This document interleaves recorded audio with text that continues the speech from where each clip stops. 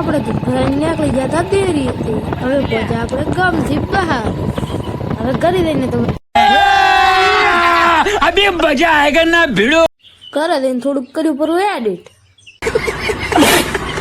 હવે આપણે જવાનું હતું ભણવા એટલે લઈ લીધો હવે આપણો થેલો ને આપી દો. હવે આપણે ઘરથી બહાર નીકળી રહ્યા છે ને આ ખુલી કડી. હવે અહીંયા પડ્યું આપણું હાઈ ભૂસા. હવે હાઈ ભૂસા ને હાડેથી આવીને તમને મળીએ. ને હાડેથી આવી જઈને આપણે થઈ ગયા ખુશ. હાય હાય હાય.